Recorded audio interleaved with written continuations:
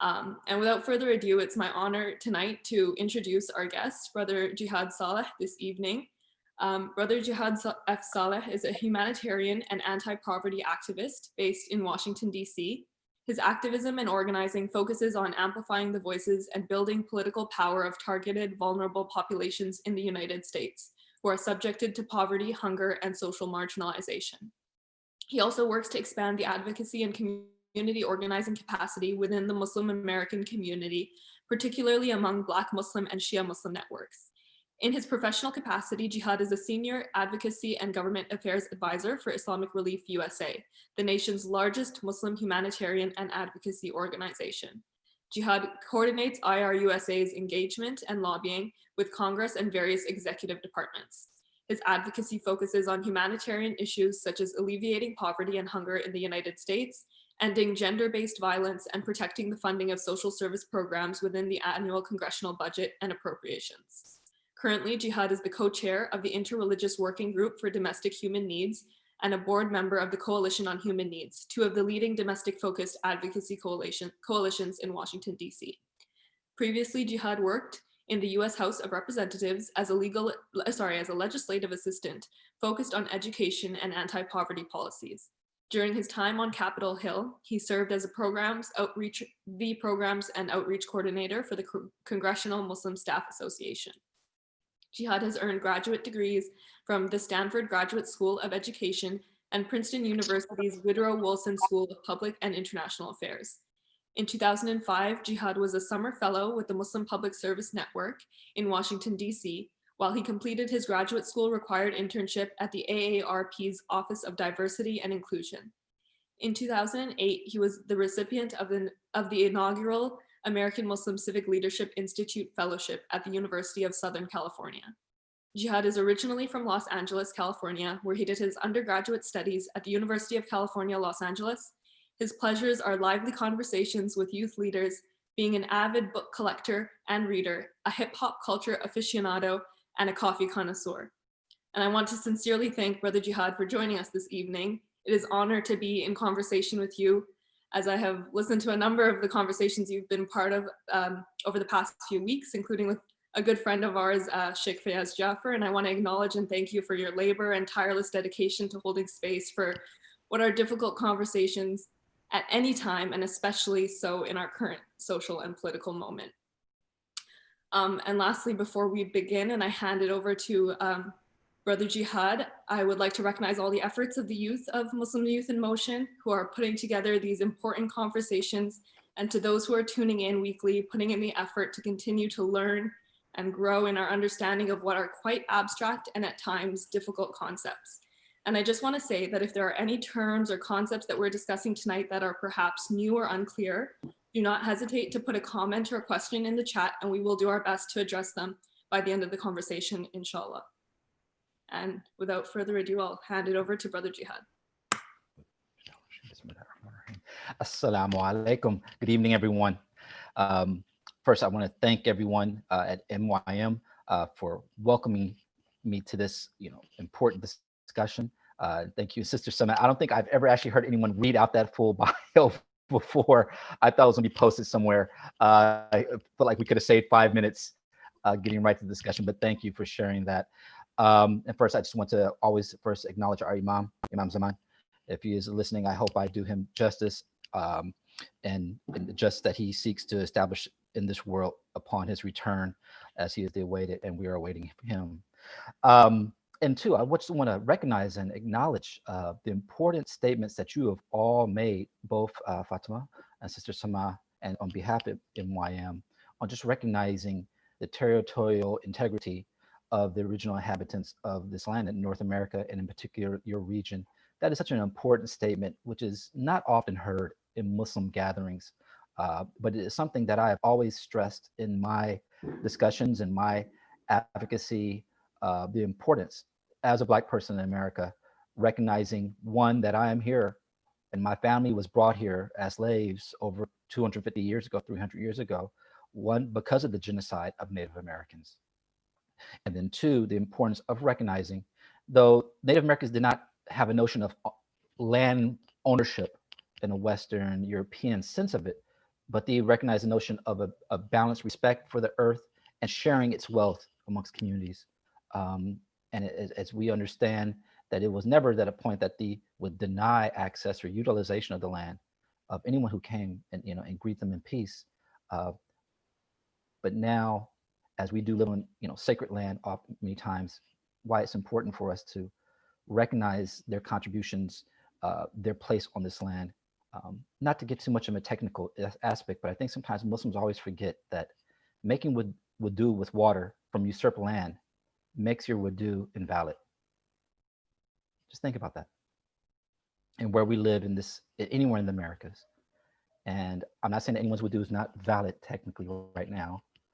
Check with your sheikh. But what is the role and responsibility as Muslims, as people of faith, as humanitarians, as allies? What do we do to show respect and recognition of them, of this land, of these resources that we share, to just make sure that our own deen is correct? So I just want to thank you for that. Um, so I want to thank you for bringing me on. I think we're in an important transition right now. And can I just get a thumbs up if people can hear me? Fatima, you hear me well? Good. Tonight I think is really special. I have been on several panels and briefings over the last 4 weeks, and so many of my colleagues in the Muslim community, and particularly in the Shia community, and then even more specific in the African American or Black Shia community. We are a item in demand right now for various reasons. And I don't want to say just for the fact of being Black and Shia makes me qualified to speak upon anything. Anything I speak about tonight is on my own personal reflection. It is what I've learned through my years, what I've gained, what I've gleaned from mentoring, from mentors. Many of the, I see actually several of them are on this call tonight, and I thank them for the guidance they've given me as I've developed over the past 25 years. But I want to say three things that's most important to set the context as I share with you is the best that I can in my understanding of the deen, the recognition of the reality that we face today, particularly in this context of state violence against Black people, anti-racist, anti-Black racism that so many of us are concerned about, and we see in a whole world responding to. But I want to say first and foremost, it was mentioned in my or Sister Sama's reading of my bio that I do work for Islamic Relief, but here I'm speaking on my own behalf, not as Islamic Relief representative. I just want to be clear with that. But I like to believe that my humanitarian values and principles never shy far from what I do for Islamic Relief, but I may speak of some technical issues or particular policy issues that are outside of the lane of Islamic Relief, and those are my own. Two, I want to be clear. I still, sometimes I struggle to turn off the TV right here in front of me, away from our news channels, and see consistently, Black death and oppression, and consistent replaying of the murder of brother George Floyd, and even Tamir Rice or Philando Castillo, and so forth. And I want you to recognize the constant re-traumatizing that may have upon Black and brown populations in America. No different than the constant traumatization that many of our Iraqi brothers and sisters may see when they see the state and condition of many of their parents' homeland, or where they still have family and friends and loved ones. The same as our Palestinian brothers and sisters who see the conditions in occupied Palestine. Uh, but just imagine just the day-to-day right now, the consistent real-to-real of that, and the weight that it comes upon Black people as we watch that, and still fathom it's like the injustice, the inhumanity that's inflicted upon just Black bodies for the fact of being Black bodies. And I say that it's give us patience, in the sense that it's sometimes not easy for us to jump up and to give lectures and to give webinars to communities that we know, all of you on this I know want to be our allies and want to increase your solidarity. But just be cognizant of the fact that it is a challenge for many of us to prepare a presentation or a lecture on still the day-to-day, even though it's been almost a full month into what we're facing. Then on top of COVID, again, in the United States and so around the world, Black people and brown people and working class people are the ones most direly impacted by the COVID. So we add these layers and the stress and the pain that we feel, even in the sense of I may have some level of comfort, but just knowing that my own family that are vulnerable, family and friends are suffering, and knowing people that have passed away, you know, honestly, I still go to bed sometimes at night and just cry myself to sleep. And you know, I'm not ashamed to say that because I'm human, and we need to express that, and that's a good emotion to have. It means I feel something in this world where so much is to distract us from feeling and not to be aware and to be conscious. You know, we could be watching Tiger King right now instead on Netflix. You know, if you wanted to. I heard that's the thing to do. I haven't watched it. Um, so just be aware that this condition. And why I say that is because specifically to you, MYM, Muslim Youth in Motion, and a few other organizations, I'm only speaking to you. I am only speaking to youth populations and networks right now. I've put myself in a moratorium where I'm not speaking to larger Muslim organizations, not to national organizations, not to larger masajid, a lack of better term, the uncles and aunties. I know there's some uncles and aunties on this phone call tonight or this webinar. Please understand the context why. Um, there is some appropriation going on of Black bodies and knowledge by people who we assume are in forms of leadership. If issues of racism and anti-Black racism were such an important issue, this would have been a dialogue 10 years ago, 15 years ago. But unfortunately, it wasn't, or it wasn't consistent. It was regulated to the Malcolm X Day every year at the mosque. So, but what I've seen is so much of the youth, not just Muslim youth, but youth across the board who are agitating, who are striving, who are Aryan allies, who are out in the streets, and who are using developing critical languages, and creating arts and culture, and that help us expand our minds and notions of what another world could be like. So this is where, at least I always say this: I only right now speak to youth organizations and networks. I only accept invitations from you, because this is where my investment should be. For any shortcomings and failings I've had in the past 15 years or 20 years of my life, I'm trying to make up for that and provide you information. And so then last, in just that understanding, I don't want my speaking here to be a check mark. I give no one today permission to say that I joined this webinar, I listened to a Black person who is Muslim, and a Black person who is Shia, and a Black person who's in America, and who does human rights and anti-poverty work. That is not a justification for anyone to not do anything else after this. I just want to be clear with that. I give no permission for anyone from take what I ask as a final statement of their understanding and to be done with it. But I hope discussion moving forward with this, that this discussion will actually energize people, doing more of what I know many of you are already doing. I'm just going deeper with it. And hopefully this discussion will be, let's get past just speaking. I've seen in the last 4 weeks, a lot of discussions of the morals and ethics, which are important to our struggle. But I want to start moving now about some nuts and bolts. So this discussion may be a little technical for somewhat, but we're all adults here. And I'm going to speak frankly with all of you to the best I can. And again, if there's any lack of clarity on issues, please put in the chat box, or let's even have a discussion, after tonight on some more specific deep dives. So I'm happy to get going. Let's jump into it. Absolutely. Thank you, Brother Jihad. And I think what you said is so important, especially about this not being a checkbox. And as we get a little further into this discussion, there will be a moment where Sister Fatima and I pose a question to the audience to kind of push that sense of accountability. And so to start with our first question, the title of this discussion is Let's Talk Advocacy. And I believe in light of the current conversations that we're having on racial justice, and particularly in the form of opposing systemic white supremacy and anti-Blackness, our communities are becoming more aware of the importance and impact of political organizing and activism in all of its various shapes and forms. So based on your experience as someone who has a wealth of professional experience in advocacy, can you start us off by sharing a few points on what advocacy may look like and why it's important for us as communities and individuals to be politically engaged? Really important question. And it gets down to really about understanding definitions. Our good brother, Malcolm, always said, you have to, as a conscious people, as a humanitarian focus, as social justice people, Muslim and otherwise, that we have to have our own language. We need to have a language of liberation. You can't use the language of the oppressor or even their logic. But in that context, so much is about just definitions of clarity when we speak about these terms. And just even question you asked, there's a lot of packed into it. So I think just at base level, even for the next 3 to 4 questions going forward, I had to give some framework, terms of advocacy. or being an activist or organizing or what being an organizer. What is that all about? So I want to be clear, a couple of things and so a couple of frameworks, heuristics people need to keep in their mind. I should have had a PowerPoint actually for this, but let's be clear. Advocacy and organizing, they're not the same thing, but we use them interchangeably.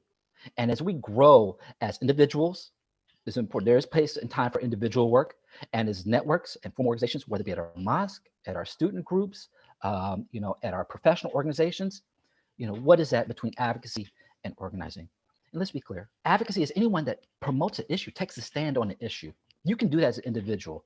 Fatima, you can take that as an issue, any issue, protection of, domestic violence. Or you, Samai, you may be an anti-hunger, advocate, making sure that everyone has enough food in their bellies every day. And we know we can do that. Anyone can say that. You can use your social media, you can write letters by yourself. And I implore everyone to be an advocate. Be Muslim, you should be an advocate for justice, especially as for the Shia. Our second pillar, our most important issue is being of adala, justice. And that no one is an advocate in private. No one is an advocate in their own, in being quiet. So, there's advocacy in a sense of just supporting an issue.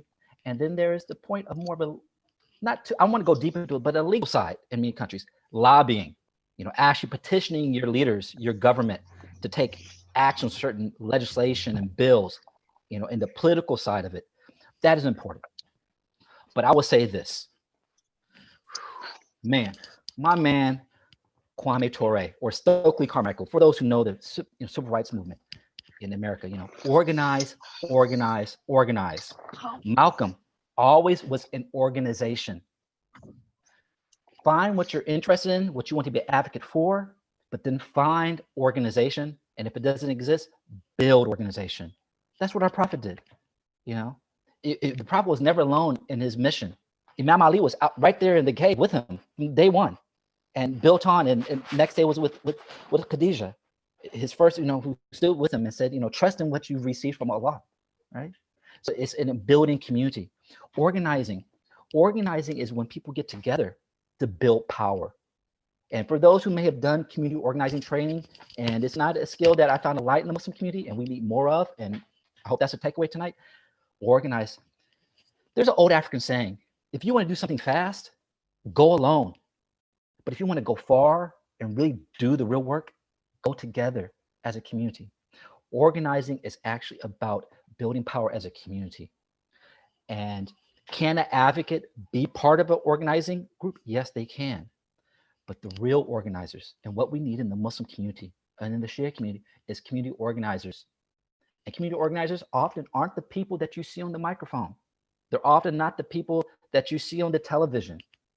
They're the people that are actually doing the background work to empower, most importantly, the victims, the targeted, the oppressed, helping them develop how to speak best on their issues, helping them to get access when they don't have time because they're working 16 hours a day just to keep their lights on.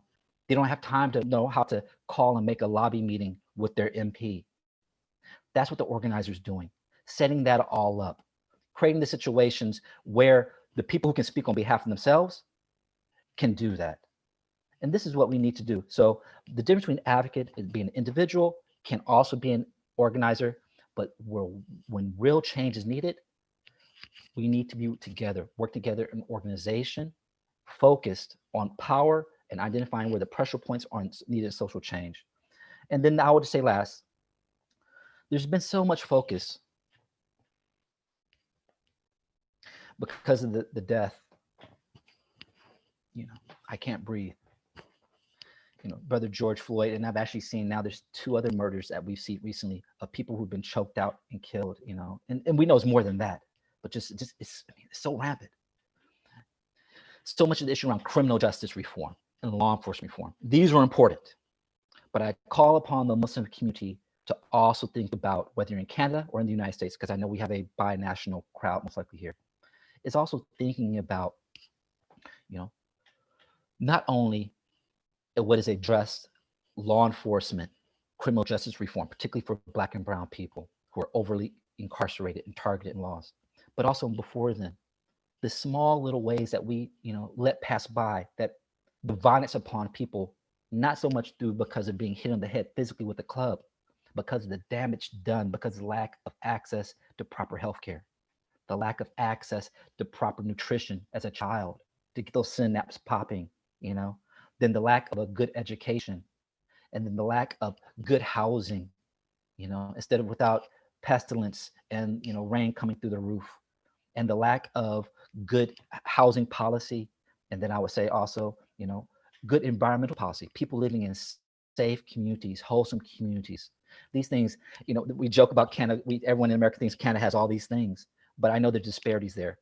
But let's understand that we should be focusing so much right now implicitly is the criminal justice and legal form, but how a just housing, a just food security, a just education, a just healthcare, a just jobs and economy, workforce development policy, where Blacks have been constantly marginalized out of good housing, good education, good health, and which we know, unfortunately, can lead into that pipeline of engagement, or I won't say engagement. It sounds, let's not sanitize our language, being caught up in the criminal justice, system.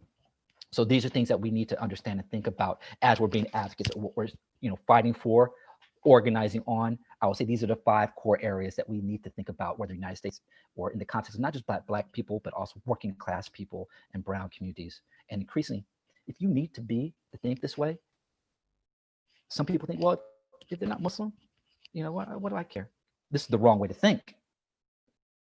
But even then, don't believe that there's not, if you don't think there's Muslims now who are not Black Muslims, but South Asian or Arab or Yemeni or whatever, you have Yemenis, you have Yemenis in Central California picking grapes with Latino brothers and sisters.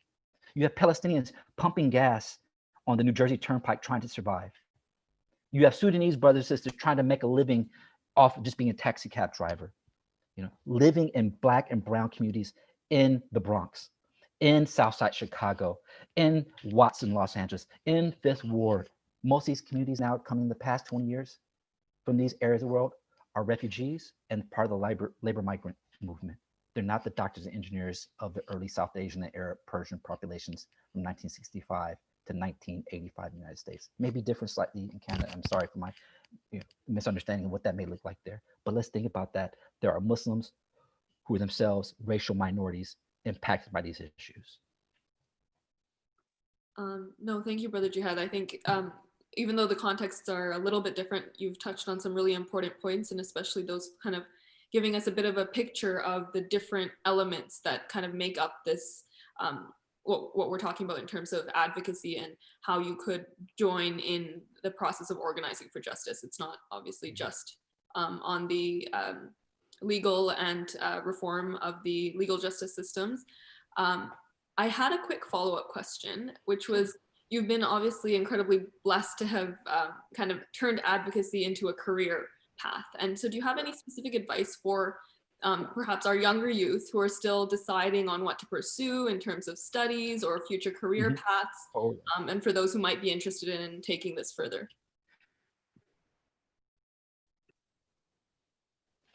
I did lose you just for a moment. Can you hear me?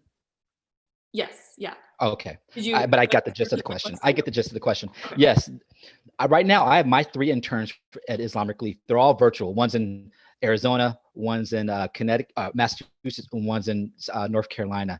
They're doing it virtual. But this is my favorite time of year at being Islamic Relief, working, investing into our interns. And I would honestly, at Islamic Relief, 2 of my interns are people of other faith. They're not even Muslim, just only one's Muslim. And that's consistently been the case for the past few years. But someone invested in me. A lot of people invested in me, and I quickly learned then I need to pay it back into the youth. And I want to increasingly do it particularly into Shia communities and into Black communities. I've never had a Shia intern, and I've never had an African-American Muslim intern at my organization. And I want to somehow make up for that. But yes, if you ask me some of the careers that young Muslim Americans should be pursuing, everyone's all about, oh, let me go get my law degree. Everyone thinks advocacy, lobbying, and community organizing is a law degree. Wrong. No, it's not. I'm not saying not to consider it, but I know a lot of uncles and aunties, if you're not a doctor and engineer, it's like, well, there's only one other choice. For the uncles and aunties on the phone or the line, please give a little leeway. There's other careers. Yes, public administration, public policy, public health, nonprofit management. We need so much more nonprofit managers and organizations, particularly in social justice community organizations, um, mental health counselors, educational counselors. You know, someone who worked at a Muslim school for many years, and I know there's a prominent Muslim principal on this phone call, having higher educational administration and educational psychology. You know, how are we educating our own communities in our schools? Or even if we're in public schools, how are we responding to the needs of these communities? You know, and I would just again reinforce the issue of psychosocial, mental, and counseling, which is because we know mental health issues is a tidal wave in our communities that we're not able to respond to. But these are some of the areas that I highly promote: urban planning. If people are thinking about grad school after their 2 or 3 years after they graduate from their undergrad, work a couple of years, and very much if you can, yes, seek careers working for a couple of years with your MP. That's what you call them in Canada, right? MPs, or and your ministries, or going to working in your national camp. What's it? What's the capital of Canada? That's how, you know, Americans are so geographically Ottawa, yes. You know, or come to DC or New York, you know, at the UN, but interning at Amnesty International, at Oxfam, here at Islamic Relief.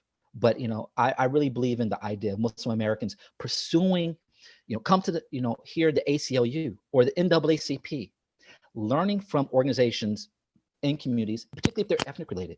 There's nothing wrong with the Muslim community connecting also with our ethnic and racial identities. If we can learn a lot through the advocacy, the histories, the training, and to bring them back to the Muslim community. Let me be real. At this point in time, that I know of, I'm only one Muslim American who's worked in the U.S. American Congress who's actually gone back. Oh, can you hear me? Yes. You know, I'm only one Muslim that I know that's actually worked in Congress who actually went back to a Muslim organization.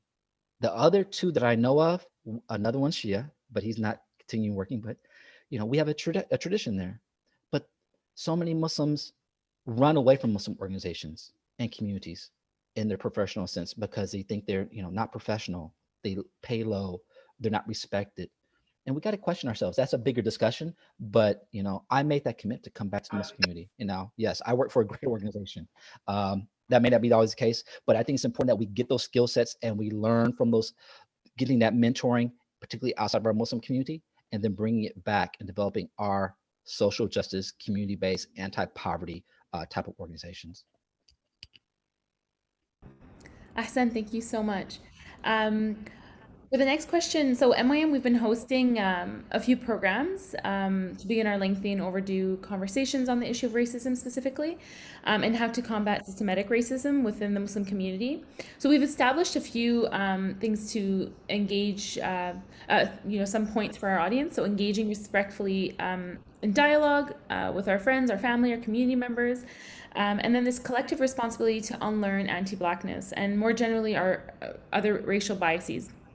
So we've determined 2 points, and that's to form committees within our centers or community centers, mosques, to dedicate to anti-racism work. And then another point is to, and so I wanted to ask if there are any other actionable items that you would suggest for us to take as a community. First and foremost, is to do that internal assessment. This is key. And I would even say, back to what I said early on, that, you know, I'm not just myself, but I'm also calling upon many of the other African-American or Black Shia alums and community organizers saying, look, we need to stop doing these lectures until we actually get real proof that people are actually taking real practical steps for long-term change in the Muslim community. We can't just be giving it away for free and then turning around and the next year we're in the same condition. You know, I'm not trying to say we should hold the Muslim community hostage, reframing like, no Black lectures for you today. But let's be real. I mean, our communities are suffering. We want to share, but what are we getting out of? Unfortunately, even within our own Muslim communities, our diverse Muslim communities, we're even sometimes marginalized and alienated in our own communities, our own masjids. Right? So in that, this internal assessment is so important, is so crucial for Muslim organizations, whether in the US or in Canada, of doing that, sitting down amongst the leadership, including diversity, of saying, How do we assess ourselves? What is the racial climate? What is the gender, climate, access, and the acceptance and the participation of racial minorities, gender, you know, diverse economic status, ableism, so forth in our Islamic centers and masjids. This is so important. And we can't just assume that just because, oh, I recognize and identify Black and I understand you're Arab or South Asian, I know race. Race is not a common, just, it's not, some people think it's just a common sense issue. It is not. It is a complex issue of how it's materialized and what it means historically for different populations. Even me as a light-skinned Black person does not, I have to recognize that my cousins who are much darker hued experience racism on a very different level than I do. And I have to respect that and I have to appreciate that. Because there's even colorism in the Black community, right? So I implore really Muslim organizations, Islamic centers to utilize external help. Now we have some of the groups in the United States or here in North America that have developed curricula on anti-racism, critical multiculturalism trainings for Muslim communities. Muslim ARC, Muslim Anti-Racism Collaborative. I know that they have some trainers in Canada. They're trying to get more consistent. Canada, even though they started here, in the United States, particularly in Southern California, by Sister Marguerite Hill. But this is a resource, a tool. Yes, it will cost money, but let's respect that. We need these institutions. We can't be free sabili lawing everyone out of a job. These people are providing valuable resources for the Muslim community. Yes, we could hire a non-Muslim organization that does critical anti-Black racism training, and that's fine too, if that's what's most easiest accessible to you. But how do we also develop the capacity to have the cultural competence of speaking to Muslim, Desi, Arab, African-American, South Asian, and so forth? It needs to be done. But I think it's important that doing that self-assessment in the work at the mosque is the most important right now. Starting off and not being fearful of the points. Let me say this. We must respect what the older generations have established in our communities, of establishing the masajids, creating the prayer space, having the Sunday schools for our young Muslims over the past 25 to 30 years to learn, keeping Islam in our heart and understanding. But even Frantz Fanon said, we have to, in paraphrase, that every generation fights to the best that they can, even to their limitation. We have to respect it and to move on. So I want to say for those, maybe many of you who may be challenged right now, and this is the reality, I think this is in the back of the mind for many people, it's like, I want to be a social justice advocate. I want more from my Muslim community, particularly from my masajid. But the uncles and aunties don't see it as their fight, or they're afraid of what being political may be, or organizing, or, they're up in their 65, 70 years old. It's not what they're going to do.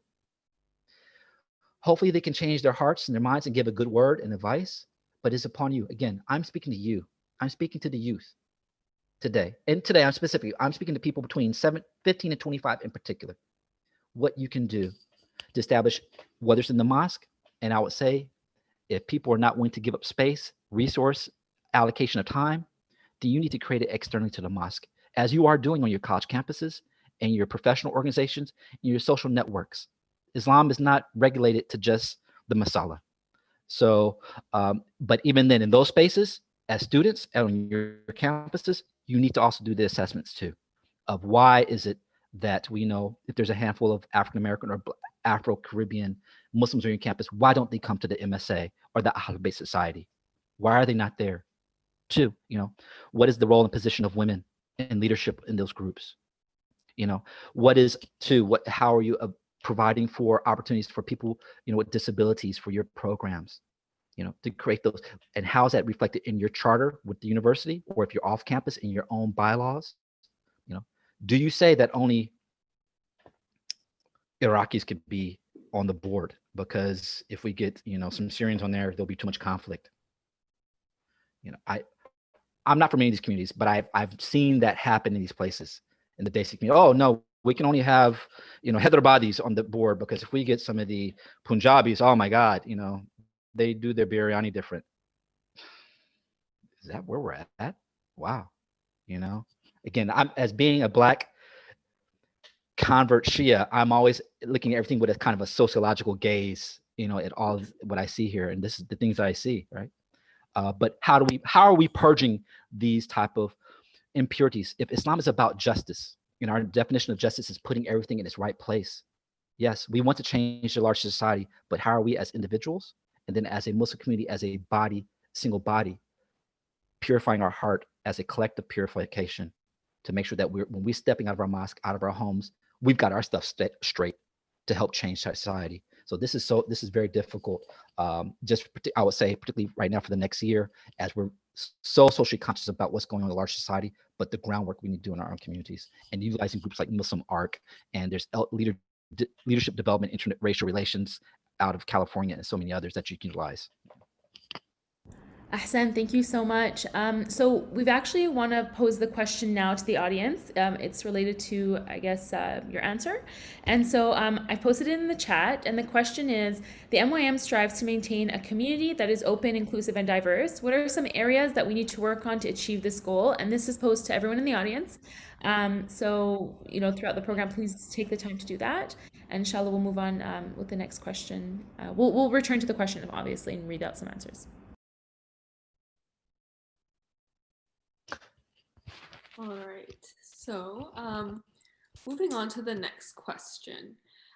Circling back to the topic of advocacy, it's kind of a simple question, but how effective is activism? And just to kind of bring in the Canadian context, we're living in a world, obviously, where racism and systemic injustice are so deeply embedded into our political, economic, and social systems. And even when politicians or people in power put forth meaningful attempts at meaningful change, they're blocked. And an example from earlier this week in Canada, our federal NDP leader, Jagmeet Singh, put forward a motion to investigate systemic racism in the RCMP. And he called out the single MP who opposed this motion as a racist. And it was Singh, as the first kind of non-white leader of a federal party in Canada, is obviously significant. But it was he, not the racist MP, who was removed from Parliament and kind of chastised and punished for his attempt to name racism as he saw it. So in light of such examples, how can we continue to kind of motivate and cultivate a culture of naming and opposing racism and other forms of oppression? I will say I'm very familiar. Actually, I'm proud to say that as an American, as someone who lives in Washington, D.C., I have the privilege to listen to the CBC as it happens every night at 11 o'clock. I'm missing actually right now because they play that here in Washington, D.C., so I know what's going on in Canada. So, activism, the effectiveness of it. Again, I love my brother Kwame Ture, Stokely Carmichael. Organize, organize, organize. It is, yes, you can send out tweets, but tweets is not advocacy in itself. It's not organizing. It is not building power. It is a tool. Using social media and these things, these are just tools, but we cannot be dependent upon them as if they're like the ends of themselves. So, especially during this time of COVID, which is actually, it's not a time for us to kind of sit back and assess of take time out that some of us can't sit home. No, there actually is, people are actually even suffering more because of COVID, and we're struggling to figure out how to be out there in a social distance way, in a way that protects ourselves and our families. But there are some people, we have to understand, that don't have the ability to protect themselves. What about the people that are homeless right now? What about those people who don't have access daily to water to keep their hands washed and clean, and who don't know where to pick up or can't afford to buy at the local convenience store, some of these, masks? So what are we doing? So it's not a point that we can take time back and assess. No, we are in the heat of the crucible of the struggle right now, right? So, but I would say, yes, there is time though where we could be using social media or this communication. There's nothing that's better than sitting down and meeting as an organizer, as an advocate who's trying to organize, sitting down, have a cup of coffee and learning the interests of a friend or organization or another community leader to find common ground where you can work together. But now, actually, I think a lot of us have learned to be more efficient just using Zoom and Google Meet. I'm actually way more efficient in my time. I don't ever want to go back to my headquarters out in Alexandria. I've told my manager, unless you need me to sign a contract or something, I'm never going back to the national office, especially when I only live actually a mile away from the U.S. Capitol building. That's where I need to be, and I can do all my meetings from home or our satellite office. But no, utilizing these tools that we have to build, connect, to learn from people, to listen, and to build community is so important. Also, I wanted to say just the issue of how effective advocacy is advocacy also has to be understood in the context of organizing. Being a community organizer is, well, advocacy in be multiple ways. I want to say a lot of us, again, another way to frame, constantly think about how are you utilizing your time, how are you putting pressure in key areas is a lot of times advocacy is perceived as the political, meeting maybe with the mayor or with the premier. I think you use premier for governor. I think that may be it, or the province minister or your MPs, whatever. But also there's different types of advocacy.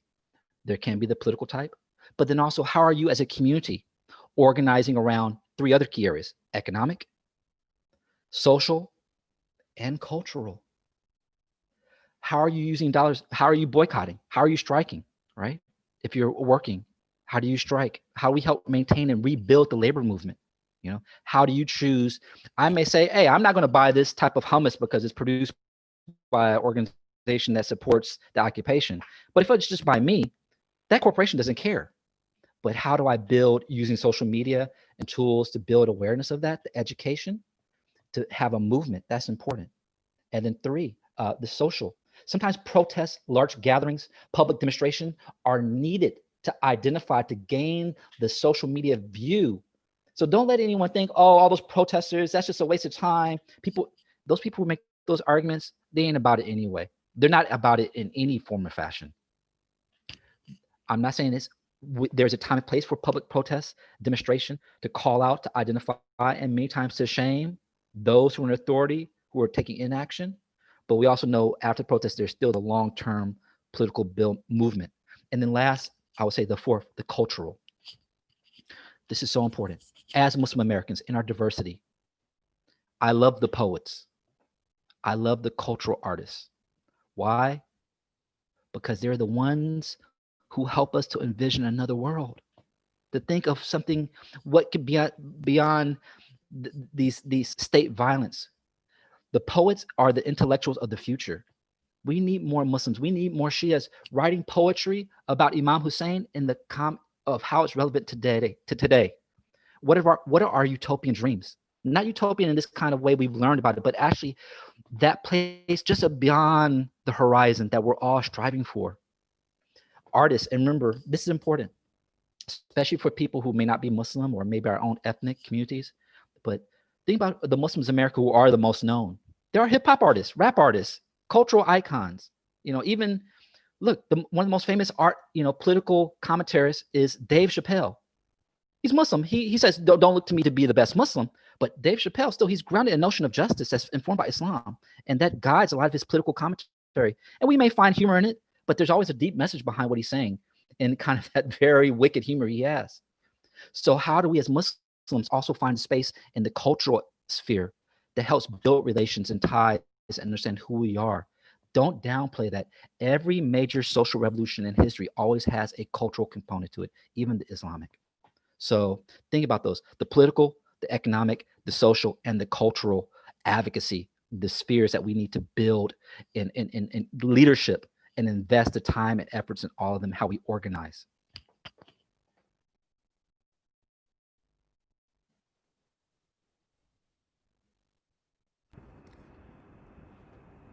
Ahsan, thank you.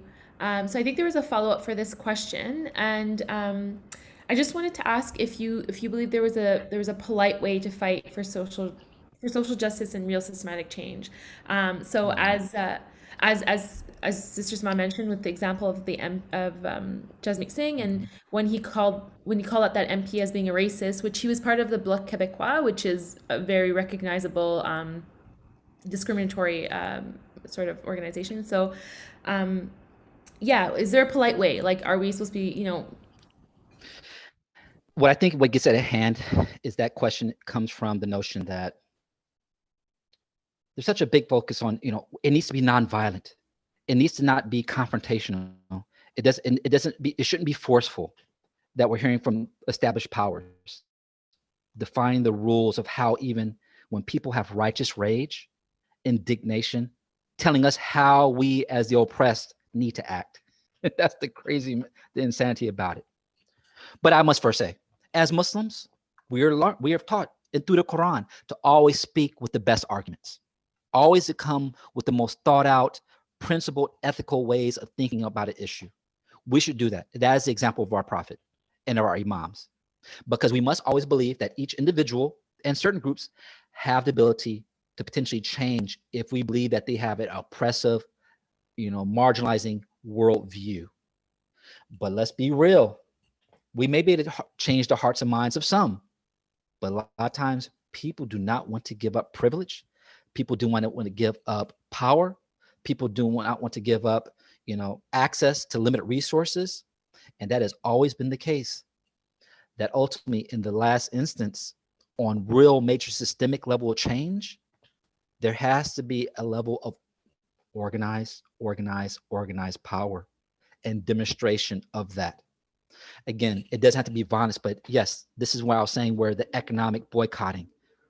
How do you finally get major corporations to be on your side?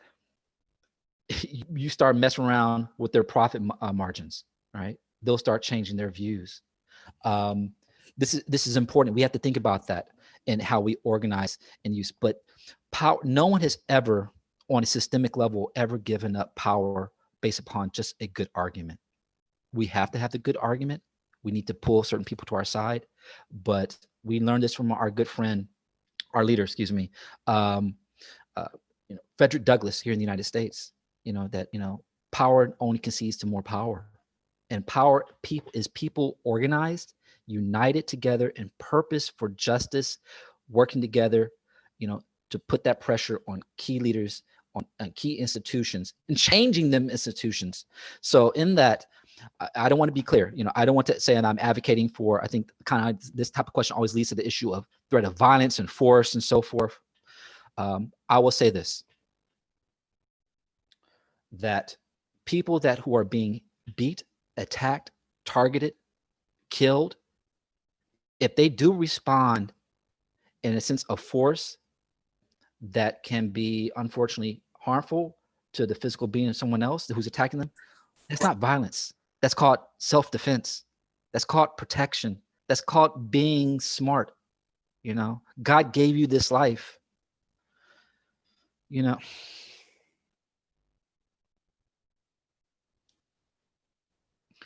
People videotaped Brother George being killed. Everyone knew what was going on was wrong. Sometimes we have to think, when do we need to stop recording and intervening? I'm not saying I'm telling anyone to do that against police, but everyone at some moment may face that moment of truth where it means a life. We all going to die, right? But may it be in a way of act of justice, of protecting another life, where we know I'm not going to get to the argument of defunding or abolishing police, but we know there is a historical role of police in America of being an occupying force on Black people. I'm not saying individual cops can't be good people and don't serve some role here and there, but that is the historical reality of it. So this is a tough decision. This is a hard discussion to have in a matter of just 2 minutes. But we have to think of this as we strive to enjoin what is right and forbid what is wrong, especially against the institutions in the secular state who are supposed to always be deemed as enjoining the right, but unfortunately do so much wrong. Ahsan, thank you for that. One thing I wanted to share in a group of friends and we found is that being unapologetically Muslim, and something that actually I've learned from Sister Linda Sarsour, is so important. And it wasn't until like my mid-20s that I actually embraced that. And even now, every day is sort of like a struggle. I'm always like, am I being too Muslim? Am I like putting myself out there? And so this idea of being polite or being more reserved or making sure that you're fitting into these boxes that people have created for marginalized communities, people of color, is just it's got to go. Like there's got to be something else out there, and I think we've got some great leaders within our communities, and with the words that you've shared, inshallah, that we can accomplish that. So I think just for the sake of time, I'm gonna read one more question, and so there are individuals within our communities who are passionate about becoming involved in advocacy. How do we support them and institutionalize advocacy within our own organizations? And so just a little follow up, because someone did write this in the chat. Sometimes we're really passionate about something and we get things started, but because we've all got our own lives that are running parallel with our community work, that we oftentimes kind of like leave whatever we've started, and because nobody else picks it up and goes with it, then nothing much happens. That's an exception for me. I've been with the MYM for like 10 years, but who knows, maybe like it'll end one day. So can you give us advice on that specifically? Yes. Well, we need to, there's certain types of models of leadership. And if there's one thing that we see that, particularly in the Black Lives Matter, is a social democratic, not like the political party, but the practice of democracy as leadership, as a community practice. Consensus. This is within our Shia tradition, the notion of consensus building, right? Learning from and bringing in different voices. And even to the point where the person who is designated the quote unquote leader, it just is more of a manager of a collective body of decision making, right? How's that important? Again, I think there's 4 core areas. And what I'm getting at right now with our last few minutes is actually some things that are starting to germinate amongst us, some of the African American leaders and alums, or something about what we want to put forth to the larger community. About if you want to be a support to us, which is ultimately to be a support to you, to make our community stronger in its foundations in justice and serving Allah, and ultimately we serve Allah by how we serve creation around us, is what do we want? What can be done? And I say there's 4 core networks that we have to think about. Our national level Muslim organizations, whether it be in Canada or the United States, particularly in the Shia community. Our local masajid or Islamic centers. 3, our imam network, our networks of imams and alams and sheikhs, how they invested into and how they themselves as an institution, independent, even the masajid and so forth, need to these assessments. And then 4th, I would say student groups or auxiliary institutions outside the masjids, professional networks, but particularly for this, the student organizations. I've already said the importance of this self-assessment, which needs to be done at all these 4 levels. But then also the issue of how then are we, these institutions that you're in, particularly the youth and student organizations, assessing then what is your community engagement, internally and externally, building coalitions, being partners to other communities, even as diversity in the Muslim community, if there's uneven development. Again, in the United States, I'm not saying that all Black Muslims are poor. We're not. There's success and achievement in the Black Muslim community, but a lot of our masajids are struggling in inner city areas. What is the balance of the role of partnering? The same way that the Prophet, when he moved to Medina and paired up brother and brother, and the sister and sister, right? How do we pair up these? But then also how we do that maybe with Christian and Jewish organizations who are far more established along than ours, and we can learn so much in social justice practice and tradition through collaboration. And then really to that, the 3rd area, again, self-assessment, doing internal critique of what we need to change ourselves. 2, our community engagement with organizations, our roles and responsibilities. Muslims always want to talk about what is human rights is like the opposite of our language. Ours is about human obligation to serve, right? Not someone's right, but actually what is our obligation to serve. But the last one is developing that leadership. What are the processes of, we got to ask ourselves, what are the national Muslim organizations? Are they creating scholarships for our youth to do internships at their, in Ottawa or at Oxfam Canada or at the ACLU, whatever it is, to learn those for those who don't have the financial ability to do it. Some of our families are well off, can do it fine, alhamdulillah. But what about those who don't? The ones, again, is if community organizing, we need to be empowering the ones who are the most disadvantaged in our communities and external to our communities, creating them the opportunity to speak for themselves, to gain the resources and opportunities to take the leadership from their own centers, the center of who they are, right? And then how do we also perpetuate that? Rites of passage programs and so forth in our organizations, at the mosque, at the student center. I'm asking you, for your Ahlul Bayt societies or the Taha collectives that we have on the East Coast, or, MYM, whether it's on a campus or not, what does it take to be a first year member of your organization? Do you all sit down and everyone has to read Malcolm X together and be guided by someone to say, what do we learn from that, and helping develop our language, or reading particularly his speeches, and how that helps us build a critical language as part of the MYM learning curriculum for the first year?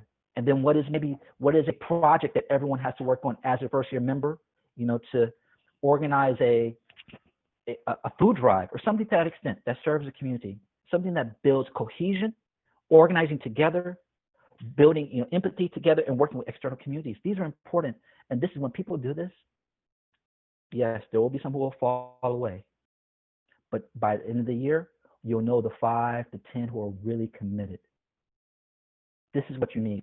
And eventually those 5 to 10 in 4 or 5 years, as they do more and prosper, it's crazy to think about it, but they will actually inspire back those who maybe fell away years ago to actually come back to see that, no, you can live a life of taking care of your family.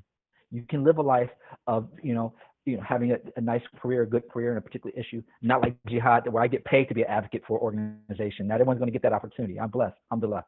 But you can also have a balance of being a social justice advocate and an organizer, if that is not your day-to-day job, and how you inspire people back. But yeah, how do you create these opportunities in the leadership?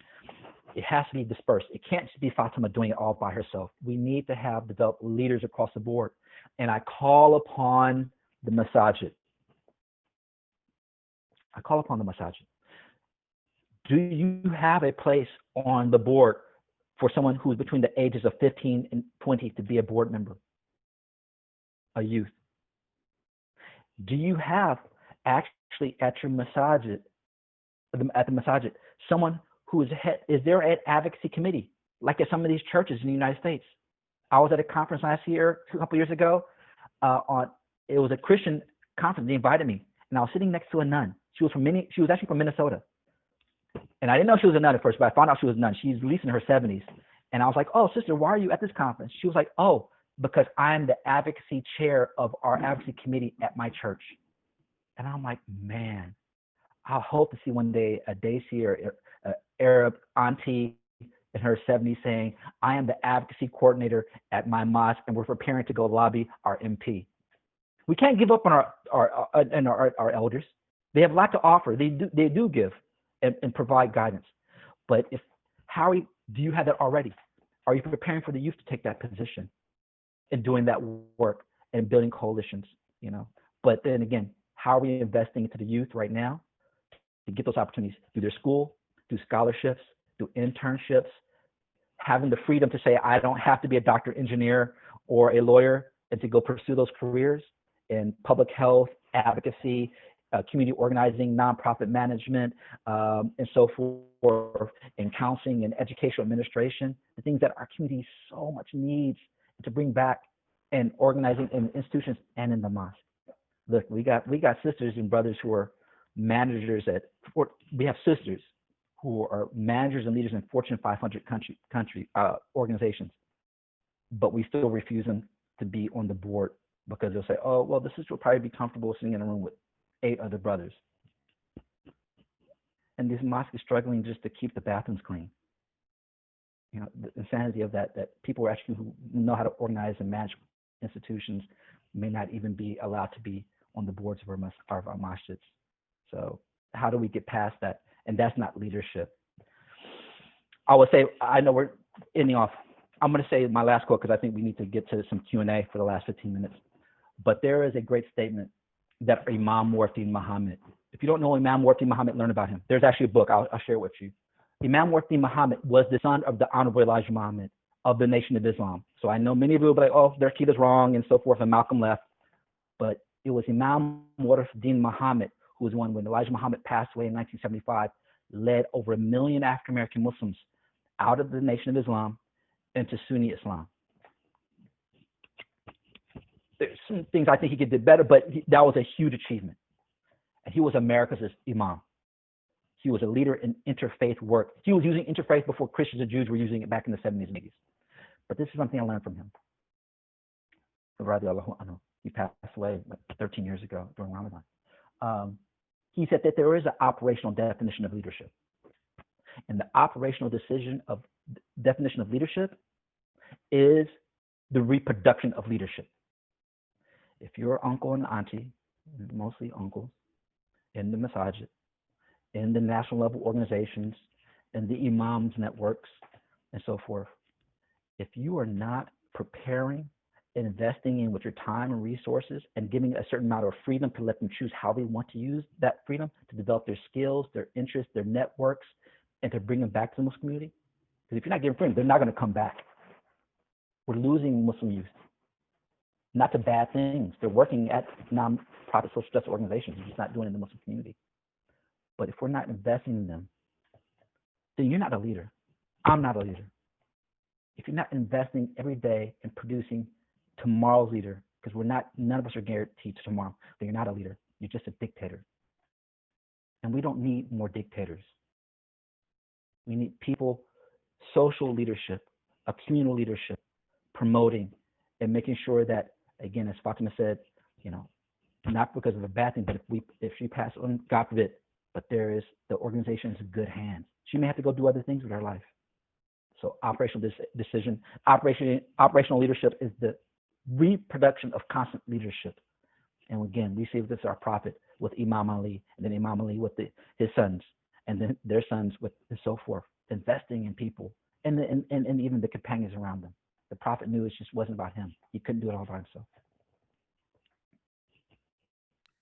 Excellent. Thank you, Brother Jihad, for leaving us with those important words, and also just kind of painting such a clear picture of the kind of various forms of social justice advocacy, and some really kind of concrete points, kind of practical and actionable items with which our communities can move forward. And so with the about 10 minutes that we have left, we'd like to open up the conversation to participants. Anyone who has questions for Brother Jihad, feel free to either unmute yourself if you're comfortable to speak, or to send a message in the group chat, and either Sister Fatima or I will read them out loud. In the meantime, I'm just going to go and circle back to the question that we had asked about how MYM can be more inclusive. And so there were some, so MYM strives to maintain a community that is open, inclusive, and diverse. So what are some areas we can work on? So I think Sayyid Saleh mentioned that maybe as we've done in the past, slogans like phone-free zone, so that we had our youth not so distracted with their electronic devices, that we'd have like some sort of a slogan, I guess, for combating racism. And so that might be something that we can consider. I want to recognize that race and social marginalization is different in every context. So that's why I'm glad this was not presented as a discussion on anti-Black racism. And no doubt there is anti-Black racism in Canada. It's one of many. But again, focusing on the First Nations, what has been a deep dive, a deep relationship building of the Muslim, of the Shia community in Vancouver, not just with the youth. It seems like they're getting on there, but across the board, the masjids, the province organizations engaging Native Americans, again, not just on a token one day, but actually, visiting their reservation, their lands, learning from them invited to your mosque. And look, I'm fine with kebab and biryani diplomacy once or twice, but then after that, building just rapport, saying, again, as a community organizer, the first question of a community organizer is not, here, this is what I'm going to do for you. No. Your first question is, what can I do for you?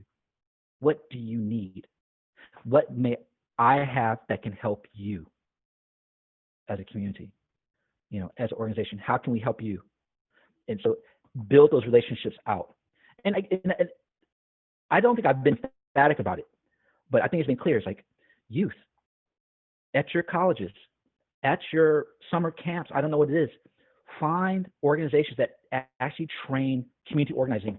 Look, in America, the Bible, old school Bible of organizing is Saul Alinsky's Rules for Radicals. We have institutions here in the United States called the Industrial Areas Foundation that came out of Chicago. We have faith-based congregations, mostly Christians and Jews, out of groups called Faith in Action that actually train people in old school style community organizing.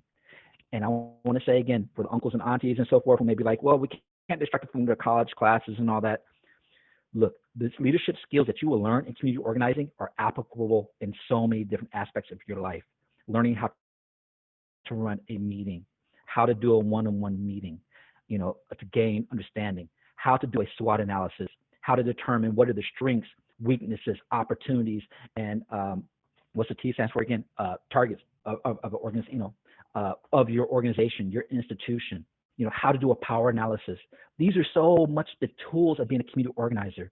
Youth on your college campuses. Here in the United States, we have something called the United States Student Association that actually goes, usually is a public education institutions like UCLA, where I went, and they do grassroots organizing trainings every year. I don't know what it is, the simplest thing that you may have in Canada, but why is the SHIA, the Alphabet Student Society, is the one that brings training to your campuses, and then you invite the Black, the Native American, the Asian, the social justice student groups to be part of grassroots organizing training. Again, the SHIA need to be, it's implied in our name. We're a party. We're a party of justice. That means organization. It is already built into our language. So, and I'll say again, I mentioned Muslim ARC.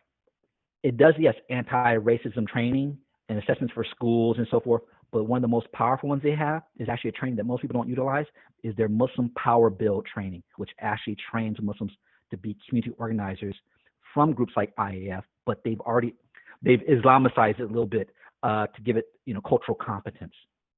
Youth, learn to be community organizers. This is, if anything, we need to go for. This is the skill set that can be in other places that we need. Pick up Rules for Radicals to kind of read about them. There's other books. Again, Malcolm was an organizer. He built out over 40 masjids for the Nation of Islam in those 10 years, and he created organization, discipline, leadership.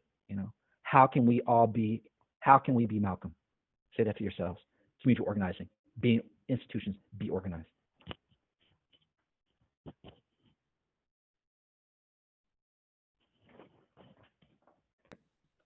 Can I say another thing real quick? Yes, I think so, because we're still waiting for questions. Look, if you want some other reading, I got a couple things for y'all. Look, regardless of what side of the border you're on. Again, these borders, this is my black side's about to come out. White man borders. Look, these artificial barriers. Poverty does not have a border, right? But as we fight for it, I know that the community, as being a Black Shia, kind of like a pink elephant in the room. There's more of us now, alhamdulillah. But in that, it is much easier to be Muslim, and if you're Black, to be Sunni. There's way more of them, right? In part of the community. I'm close to that community. But I want to say this because I know most people in this call are probably Iraqi, Desi, maybe some Persian and so forth. Look, the African-American Muslim experience is part of your tradition. It is part of your legacy as Muslims. It may not be your racial identity. And I know many of you value that. You learn so much for it. Black freedom songs are the songs of struggle that are sung all around the world by all types of people. But it is your Muslim legacy in here in North America. Learn about that. Part of that rites of passage of a student group or a student network or anything should be about reading about the experience of Muslims in America long before 1965 or whatever, when the large numbers of South Asians and Arabs start coming in, even in Canada. A couple of books to think about. If you don't want to keep it to the United States, Black Crescent by Michael Gomez. A great book that talks about Islam throughout the Americas, North America, the Caribbean, so forth. Michael Gomez, Black Crescent. Pick that up. Learn about Islam over the past 400 years across the two continents. If you want to keep it just also the United States, there is the book Servants of Allah by Sylvia Diop, been around for 15 years. Talks about the early slaves who were brought here and how they resisted and kept their traditions as Muslims and their religious knowledge and also their cultural knowledge. So important. But some of you who may also want to be more contemporary, Islam, Black culture, hip hop music, and critical consciousness.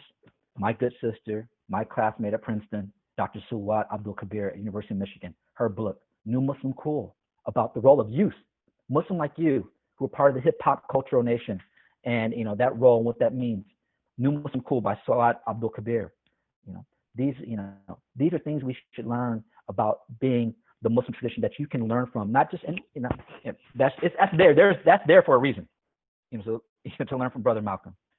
But then in particular, I will say last, even for the Shia community, back to this particular community. This book is 10 years old now, actually almost like 11 or 12. A lot of people don't even know it exists. Our good brother, Dr. Takim, who's now a master over in Toronto University, Shiism in Islam. And yes, if you read the section on the Black Muslim Shias, you'll find a familiar name in there, helping him think through what is the experience of being Black and Muslim in America, 12 years ago. Check it out. Again, Shiism is not new. It's been here for a long time. It's not as predominant as the Sunni tradition, but Shiism in America by Dr. Takim, who now resides in Toronto. Pick that up, learn about that history of who you are. There needs to be actually more of these now. This was the first attempt. It should be way thicker. We need more research about the role of Muslims and Shias and our diversity in America. This was the first attempt. For those who want to be academic, start building that out. Ahsan, thank you. I'm gonna push Sama to inshallah build that book up. Looking forward to it. MashaAllah. Yeah, I think we haven't had any questions, and I think I'll leave it to Brother Jihad and Sister Sama if you guys want to add any closing remarks. And yeah.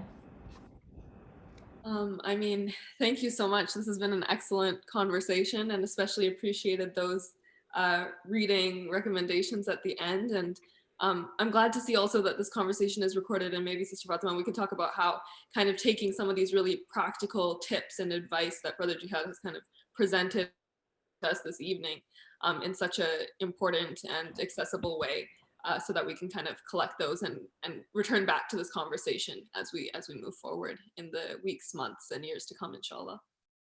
Inshallah, I'm looking forward to it. I'll call you for sure. Well, my ask will be of you.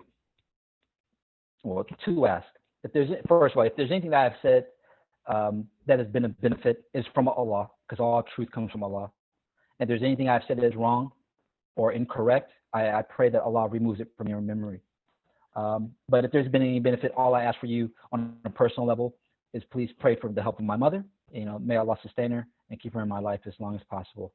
However, she's out in LA. I'm from Los Angeles, and I'm here in DC. But on a more organizational level, as a youth level, as I mentioned, there's actually in the process right now of some of the sheikhs, some of the alims, particularly in the African American Shia community, of looking to put together some type of going forward document, thinking about what is that we're calling upon. And I've already given the structure of kind of how we're looking at it. The national level organizations, whether it's in the Simcoes in the Khoja community, even though now that I understand there's non-Khoja masjids part in Simcoe, alhamdulillah. The imams, the ummas, the mainstays, I don't know what you have in Canada. These are a lot of the US-based ones.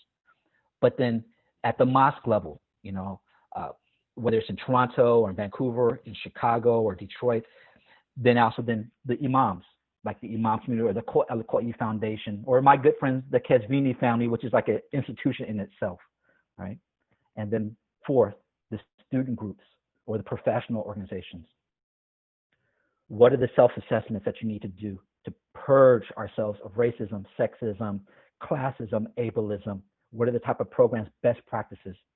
What are the activities to help our youth groups, our masajid, our national networks, better understanding to utilize our capacity, what we have as community organizers individually and as a community? Do we need a food pantry at our mosque because there's food insecurity in our community? Should we have a lot of doctors? Should we be trying to think about in 5 years starting a free community clinic, Or should our youth group at our university be working to start a youth tutorial program at the youth prison? Malcolm X was in prison. How do we go to the prisoner and help them learn to get their GED or their high school diploma while they're in prison, and help them have an opportunity once they get out of prison? What can we do for that? How can we respond to the First Nations? So building those ties, our relationship. Man, look, In Los Angeles, I know there are masjids, particularly Shia masjids, that were bought by communities that are in a 30-mile radius, but the mosque was bought in the middle of a Black and Latino community where none of the Shia live. And they drive in every week for the event and drive out. And over 20, 30 years, there's never been barely any Latino or Black converts come to the mosque. How did that happen? Has anyone said, hey, why aren't we not reaching out and getting to know this community? We bought a property there, before they try to actually sell it and go build a mega mosque out in the vanilla suburb, right? Think about, I love the Prophet's house because it was a little mud hut. I don't love the big palatial palace of the caliphs, right? Where do we want to keep our masajid? But with the role of being in those areas. And then last, yes, is your mosque creating scholarships? Is Nasimco, is UMA, and so forth creating scholarships? Are you being helped to learn how to do internships or to achieve that? And if you need financial support, what are we doing, even with yourselves, raising a couple $100 as the students who have money at your student groups for the handful who don't? For you both to all go to Ottawa, 5, 6, or 7 of you together and intern at different places and come back together. So I would love to have a follow-up with a handful of you to talk about, as we develop that document, putting in the bullet points of the best practices in each one for the assessments, for the engagement, and for the leadership aspects at the national level, at the mosque, at the imams level, and particularly you. I think the students have very much both had to say at the student organizations, but even at your local mosques as members of those communities. I hope to have a follow-up dialogue with you to share that information. Ahsan, thank you so much, Brother Jihad. I'm very much looking forward and motivated to that conversation as well. I've learned a lot from tonight. I hope our audience as well has taken a lot from the excellent messages that you've shared with us, the advice. And so we'll be in touch. I just want to say before I sign off and before we say our final salams, I hope you take care of yourself. You will be in our du'as.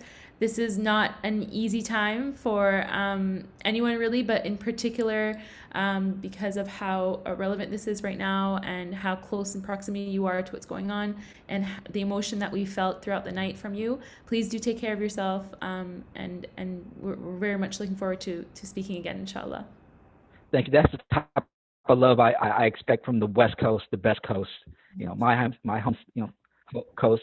That's the type of leadership I expect for our community. For us, again, the sun rises from the west. Thank you. So thank you to our audience. Please stay tuned. We have lots of important programs also coming up. And as Brother Jihad mentioned in the beginning, this isn't just a check mark. We're going to keep this going. We want to make meaningful change within our community and inshallah expand that throughout the greater society. So, together we can build that. So stay tuned and together we can do that, inshallah. Please remember us in your du'as.